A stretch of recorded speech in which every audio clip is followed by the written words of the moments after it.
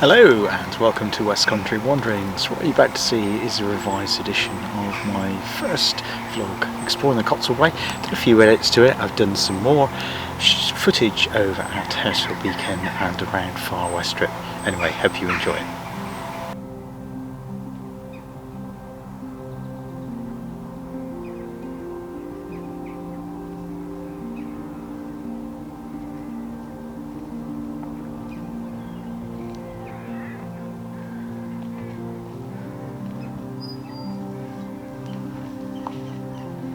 Today you'd meet me on the Cotswold Way. In fact, this is the start of my new series featuring the Cotswold Way. I hope to explore all 100 or so miles of it, probably in about 15 separate vlogs. Starting with the first one here, we're in Gloucestershire. We're in the middle section of the Cotswold Way here today, and we're making our way towards Standish Wood. We're then going to explore Cromwell's cottage and a stone which has connections to the English Civil War. So why not join me on this walk here in the beautiful Cotswolds.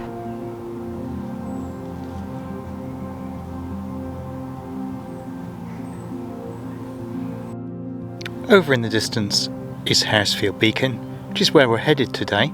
We're going to walk beyond Haresfield Beacon to explore the Civil War stone, or known as Cromwell's stone, and a well. The farm there is Far Westrip Farm,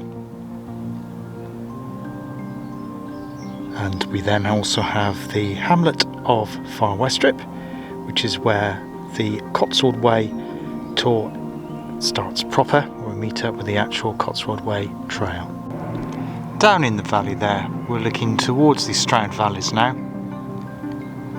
We have Rodborough Hill, which is also owned by the managed by the National Trust, in the middle distance, and down to the right you should be able to make out a mill with a tall chimney.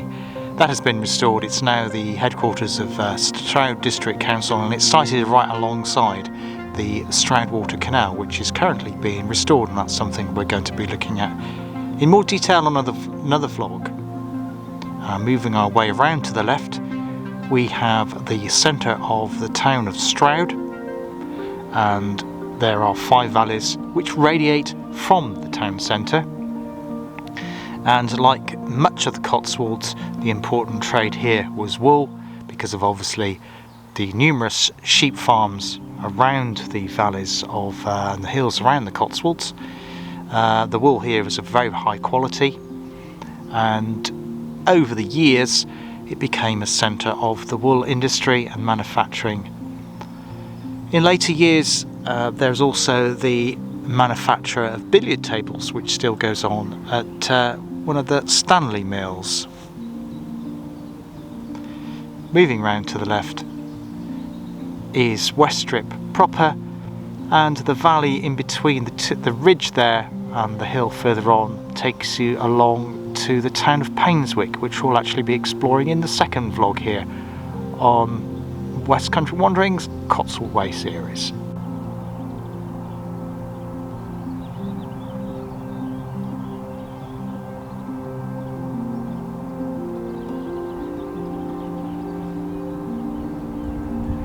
In between those two trees there is another smaller hill, which is between Gloucester and the Forest of Dean, with a clump of trees on the top. That is called Mayhill, and it's in the care of the National Trust. Indeed, a lot of the land that we're walking through today is owned by the National Trust, which is great. So it means it's been preserved in perpetuity for everyone to enjoy.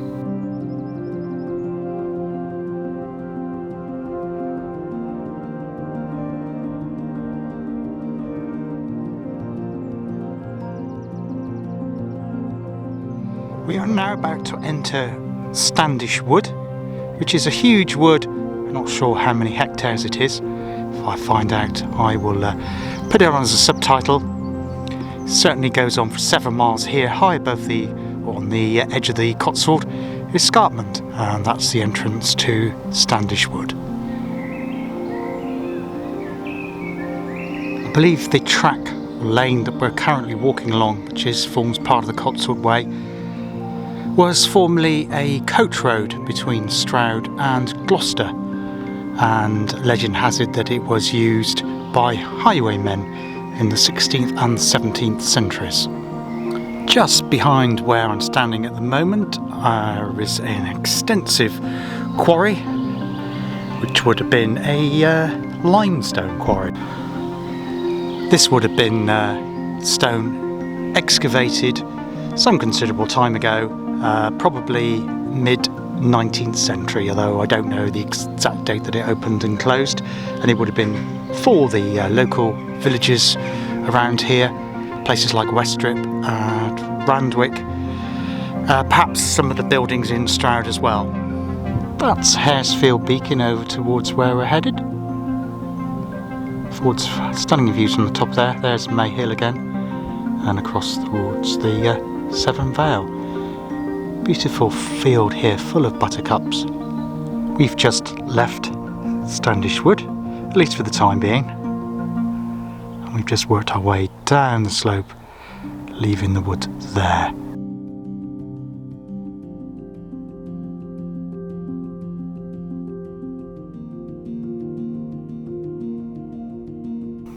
Currently on Haresfield Beacon, looking down towards Seven Bridges. There's Stinchcombe Hill near the town of Dursley, Town Hall Stonehouse below that. Then we have Camlong Down, which is an outlier. Froster Hill, and that's where we started.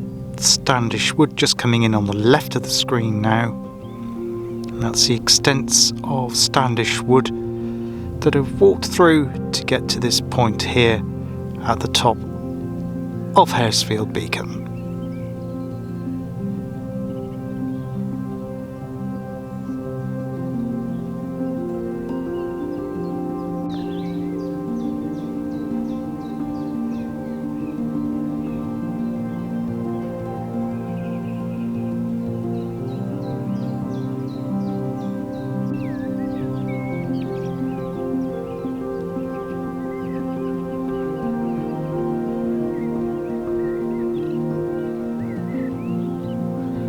Site here at Haresfield Beacon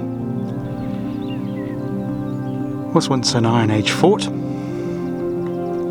but unfortunately due to quarrying it's actually quite difficult to make out where the fort starts and where the quarrying ends, and where the fort ends and the quarrying starts.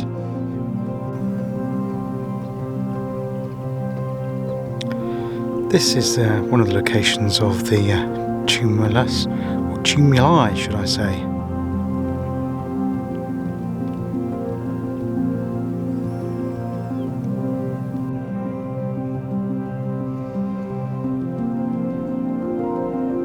Like we saw at the top of Carmarthen near Redruth, this is another Ordnance Survey trick point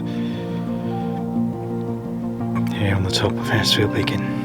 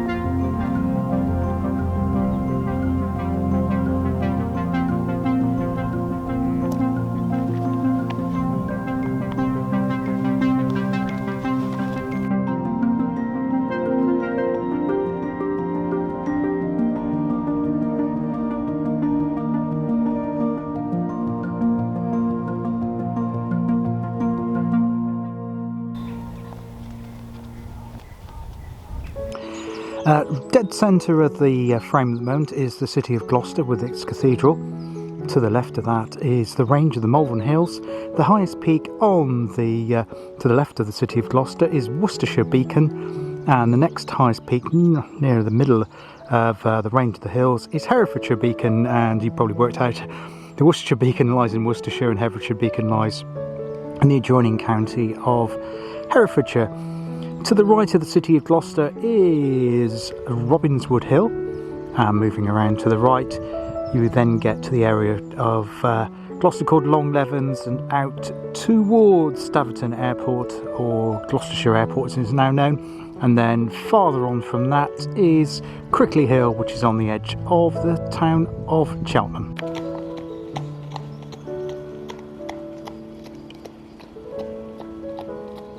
This is Cromwell Stone,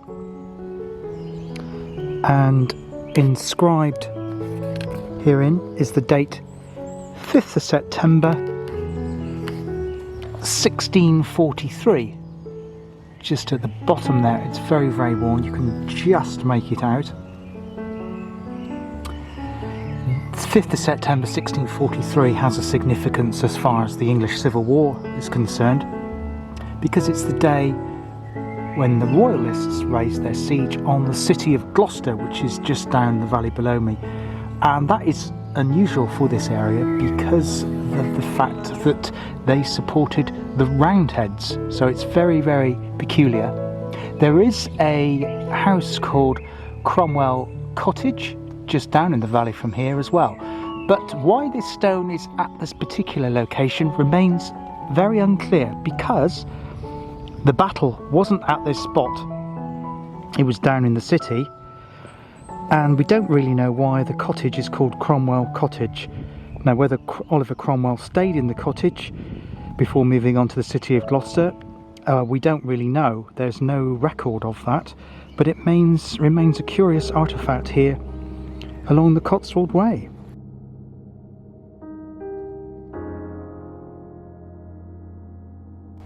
I've been trying to work out the inscription on this side. I can't find any record of it either in the record books or online as to what it says. Well, we'll try and work it out together, see if we can piece it together, and if you do know, please drop a comment. So let's have a go here. Now, the word at the bottom, pretty certain that says triumphant. TRIHMPNIANT.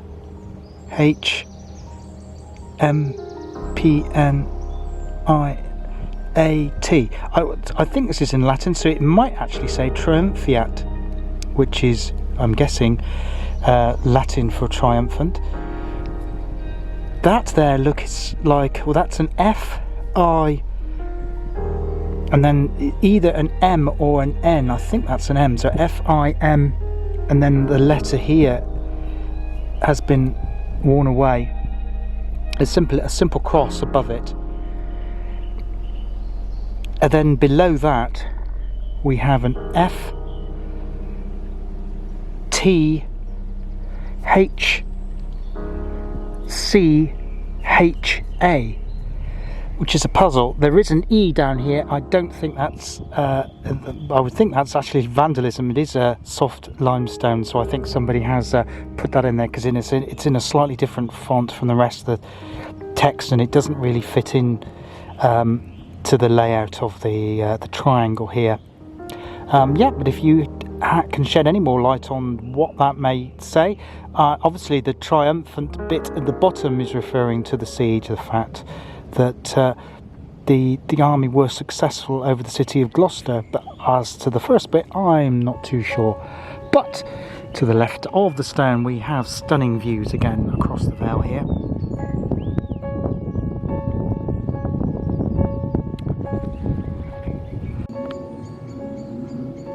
Magnificent ferns in this location.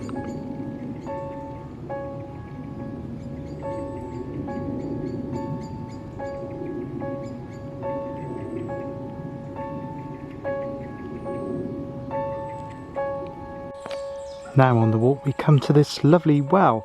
If you remember previously we've discovered wells in Cornwall. On the side of Carmarth we had Figgy Dowdy's well, should I say. We also had the well in also in Cornwall, in southeast Cornwall, between Liskeard and Looe at St Keen, the wishing well there. And today in the Cotswolds we have another delightful well, which has a poem inside it. Sadly it's dried up, but it is curious nonetheless, and there's some interesting artefacts to have a look at. We'll explore those in a moment.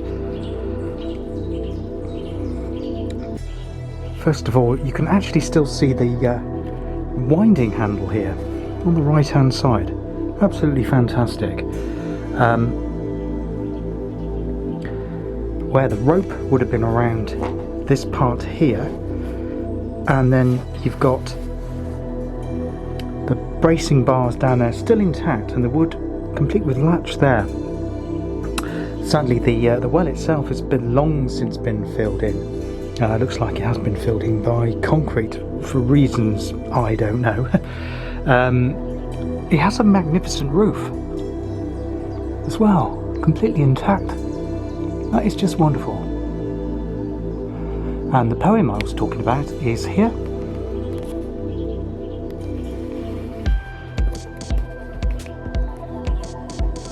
And it reads, Deo gratias. I believe that's Latin for in God we give thanks. For where the bucketful upwindeth, let him bless God. Who water findeth, yet water here but small availeth. Go seek that well, which never faileth. And that's from the book of John, chapter 4, verse 14 in the New Testament. What is also curious here at this well, or the housing around here, are these two symbols which I've just discovered. There's one here on the right, and to me they look almost Masonic. So we have the letter C and the letter N, and is this possibly a set of compass? Something to do with drawing, architecture maybe? Maybe that's a family symbol. But that's not the only one, there's one around here as well.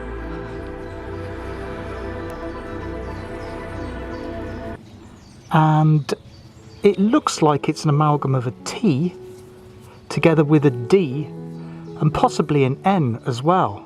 Maybe somebody's initials, TND, perhaps. If anyone knows what that means, please drop a comment below.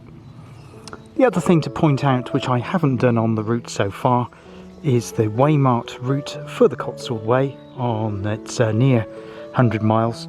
You'll see lots of these markers. It's very, very well marked. Just to let you know, historically it used to have a yellow arrow followed by a white dot, and you may have come across that one still, but now it's been replaced by the acorn symbol. So you'll either see a yellow arrow followed by a white or a different coloured acorn, but as long as you see that acorn symbol followed by an arrow pointing you in the right direction, sometimes it actually says Cotswold Way as well, sometimes not. But if you see that acorn with the arrow, you know you're still heading in the right direction to where you need to be to follow this wonderful long distance footpath.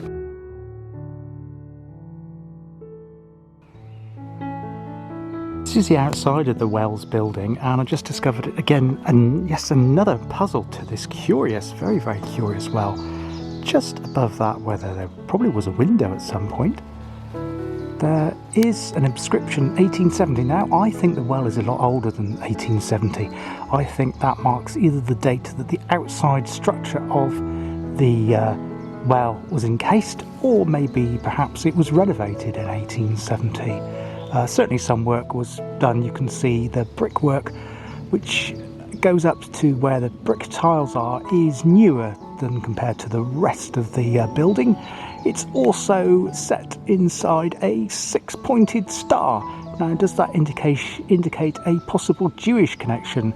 It does seem rather strange, as the interior of the well links to a new statement, or sorry, an extract from the New Testament. So very, very curious indeed, and certainly a bit of a paradox here, but certainly very, very interesting nonetheless.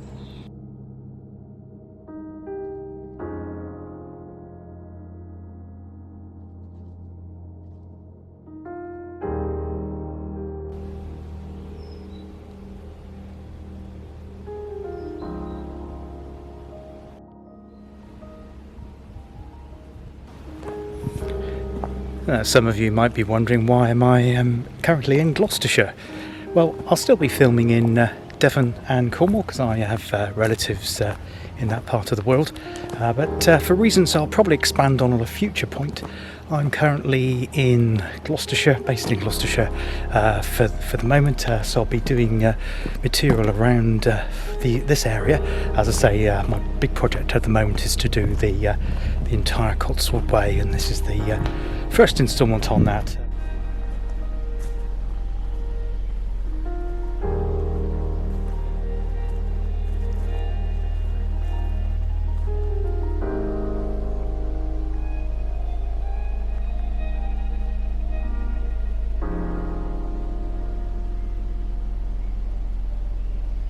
Standish wood is an ancient wood, and as you've probably seen it, and I mentioned, it is in the care of the National Trust, so hopefully it should be here in perpetuity for future generations to enjoy.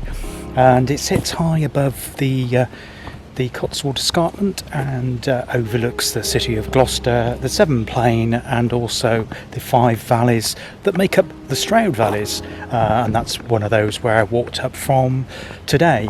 It's a magnificent asset and a green land for the urban areas that lie hereabouts. And it's an important stepping stone on the journey if you are completing the journey from the city of Bath right up to Chipping Camden. So if you wish to join me on more tours through the Cotswold Way or along the Cotswold Way, I'll be doing it in stages, probably 15. I haven't worked it all out yet. I'm hoping to utilise public transport as much as I possibly can on this journey. I'm hoping to do the Bath section next, to starting off catching the train to Bath and working my way up and using public transport to get back again, so to reduce my carbon footprint on that, and I'm hoping to do that on other sections as well.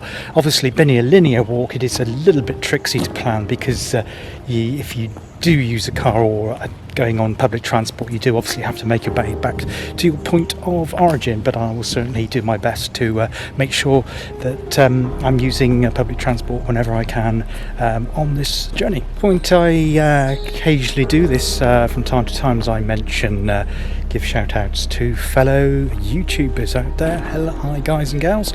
I know some that follow me on my channel, and today I'd like to give a special mention to 4 particular channels, and I put the links up in the write-up to do with this vlog on the YouTube website, so why not head over to theirs and check those guys and gals out, because if you like the sort of things I do, I'm sure you'll like their content as well.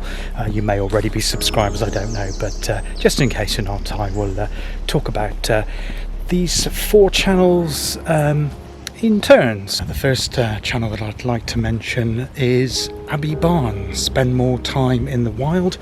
Abbie has been making natural history and walking films since she was very young. Believe she's in her mid-20s now, and she lives on Exmoor, but films vlogs all over the world. Walking, I believe she's just done one walking in mountains in Germany, which I think she did last summer, and I think she's in Scotland at the moment. She also talks about her mental health and her struggles with that, and how she finds that walking in nature helps her mental health. So if that's something you find interesting, please check out Abbie's website, and as I say, I'll put the links in for that at the end of this vlog. And so it's called Abbie Barnes, Spend More Time in the Wild. The second YouTube channel that I'd like to mention is a gentleman called Richard Vobes, whose channel and name goes under The Bold Explorer, and he is a prolific output in terms of his vlogs. He has about sometimes as many as 4 new vlogs every single day. I could certainly never keep up with that sheer amount of content, and it is very, very good content as well. He's based in Sussex on the English south coast, if you're watching this outside of England, and he films vlogs around his area. He sometimes does border walks. He has a series where he explores the border areas of Sussex. He also has another series where he explores old England, about England artefacts. And he also has his own live talk show. I believe that's once a week on called the Vobes show. And he also does outings and further exploration walks on different vlogs as well. So yeah, Richard Vobes, the Bulb Explorer, and I'll put the links below for that one. Now, what makes the Cotswolds characteristic of this region is the limestone, the honey-coloured limestone, in fact. Quick little bit of geology for you if you're not familiar with this particular stone. This is quite a soft stone. It differs greatly from the harder limestone that we come across when we were doing Brixham. It has a completely different character. It's different from, say, Yorkshire limestone. We don't get the karst scenery or the caverns or caves like we do and potholing in those parts of the world. But it is really, really good for bricks, making bricks and building properties from, and of course it's what gives the fantastic Cotswold villages their characteristic look about them. The whole look and the feel is based on the limestone, and it's what makes this area stand out from other areas. The limestone itself has been formed millions of years ago, can't remember how many millions, but it's formed actually from oolites, which is why this particular type of limestone is known as oolitic limestone. So these animals lived in the sea. When they died, their bodies fell to the bottom of the sea, and it then decomposed and was then turned into stone through compression over many millions of years. And obviously the seabed has changed, and the sea levels decreased. We're left with the bedrock of the sea, which is the limestone. Third YouTuber I'd like to highlight today is a gentleman called Roy Edwards. Now, I started following Roy when he first started doing YouTube. I think it was about over a year ago now, and Roy has followed me as well since I pretty much on my very earliest vlog when I did the one at Dartmouth. And lovely gentleman, he always puts a comment on my vlogs, and he is based in North Worcestershire in Redditch, and he does lots of vlogs covering Worcestershire, but also he does vlogs which are much further afield. He's just been doing a whole series of vlogs in central Wales, around Aberystwyth and Rheadr in the Elan Valley. So yeah, Roy Edwards, check out his channel, and sure you'll enjoy that. And I'll put the link again down below. Really nice gentleman. Now, does anybody know what causes this on a tree root? I'm guessing it's some kind of insect. Maybe it's been distorted by a bee's or wasp's nest, I'm not too sure. The tree has survived. It still seems to be in full leaf up there. Very tall tree. Hello. But yes, I'm not sure. I can certainly research that later and put on a link and see what it is. But if you do know or have seen something similar in your area, please drop a comment below. The final YouTube channel I'd like to mention, for now at least, is Debs Amazing Adventures. Debs is a lady that is based in South Devon in the Cotswold Bay area, and she does vlogs exploring South Devon, some of the areas that I have done previously. She also does wild camping on Dartmoor and places further afield as well, all around the Devon area. Really interesting vlogs. Again, she's a relatively new YouTuber, but she has been more prolific in her output over the past few months, and again she has also been supporting me in my early endeavours, and so why not check out Debs' amazing adventures. I'll put the link below, and I'm sure all 4 of the people that I've mentioned today, they would appreciate comments on their vlogs as well. It really helps us when we're making vlogs to get that feedback, and also to see the sort of thing that you, the viewer and the subscriber to our channels, would like to see more of, or what perhaps you'd like to see less of.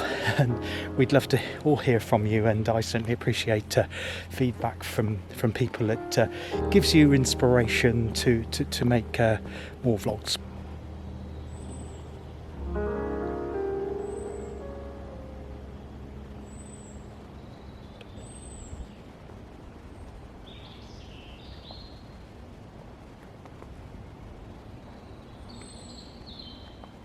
Now, in terms of research for doing this walk, I use OS maps. What I tend to do is buy the paper OS map. And if you do like the Land Rover and Explorer series, if you do buy those maps, I highly recommend that you do. If you're doing any serious walking, the Google Maps tend not to be up to speed apart from specific points. For walking, they're okay for making your way around urban areas and streets, but when you're in the countryside, they don't tend to be very useful. You don't get the contour detail and the terrain which you do on the OS maps. If you buy the paper version, you can then download a digital version, which you can keep in the OS app, and that's yours for good to keep forever. So there's no monthly subscription if you do that. You can subscribe monthly to get the full series, but if you just want to buy a paper map for a particular area you want to cover in detail... Sorry, there's a plane going overhead. There is an airfield far away on Foster Hill, and there's another one at Cotswold Airport. So yeah, the OS maps are pretty much essential. Another book which I have here, if you can see that, oh, there we go, move a little bit closer. I've had this book for over 40 years. It's a guide to the Cotswold Way by a gentleman called Richard Sale. This copy was imprinted in 1979, but it remains pretty much up to date. The only variation, as I said, is the marking on the Cotswold Way has changed. When the book was published, the mark was a yellow arrow followed by a white dot. That's now been superseded by the acorn and the arrow. But apart from that, the route is pretty much unchanged. In fact, the book was written 10 years after the Cotswold Way opened in 1970. I believe it was a Gloucestershire, or County Council as it was then, initiative, and it remains a very, very popular long distance footpath here in England. So I can recommend that book, and again I'll put details of that book. Hopefully it's still in print. It was an excellent guide, or has been an excellent guide to the way, and it will still be an excellent guide as I carry on making vlogs in this particular area when I'm up here in Gloucestershire. I'm now back at Far Westrip, where I started my journey. Hope you enjoyed this first part instalment here on West Country Wanderings on the Cotswold Way. If you hit the bell and subscribe to my channel, then YouTube will inform you when the second part of the Cotswold Way instalment uploads here. And the next time, well, I may start in Bath, or I may start in Chipping Camden, so you'll have to subscribe and look out to see where the next one will be from. There'll probably be some shorter vlogs in the meantime, and probably some other bits and pieces as well before I do that, but hope you enjoyed it here, the first part. Please let me know what you thought of this. If you've done the Cotswold Way yourselves or part of it, I'd love to hear from you. Until next time, take care of yourselves, all the best, bye bye.